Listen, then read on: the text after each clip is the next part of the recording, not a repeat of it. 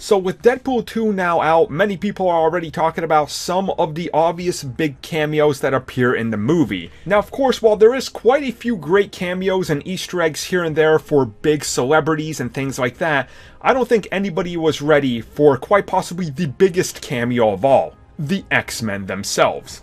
Now, of course, if you've seen the movie, you know what I'm talking about. So in the first Deadpool, there is the running gag when Deadpool shows up at the X-Mansion that there's no X-Men there other than the budgetary ones that they could afford. And that was, of course, a running gag. Then in the second movie, they go back to the X-Mansion and that same thing is repeated while Deadpool is going around the mansion in Xavier's wheelchair and he starts complaining about how there is a lack of X-Men again and why couldn't they afford them.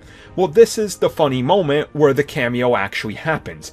As we see Deadpool, as he turns around, we see that there's an actual study on the side, and while the camera pans in there, we see all of the X-Men, including James McAvoy as Professor X, Cyclops, we see Quicksilver, and we even see Nicholas Holt's Beast, who slowly just reaches out, grabs the door, and closes it while Deadpool is complaining.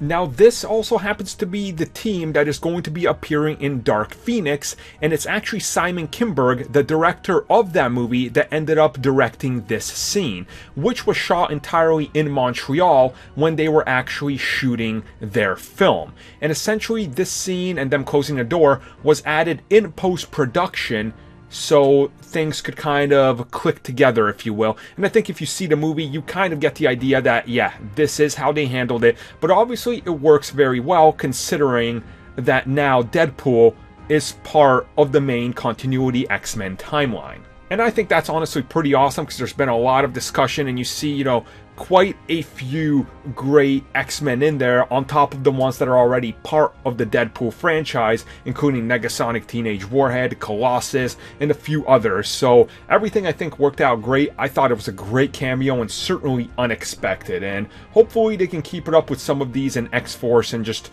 make them even funnier.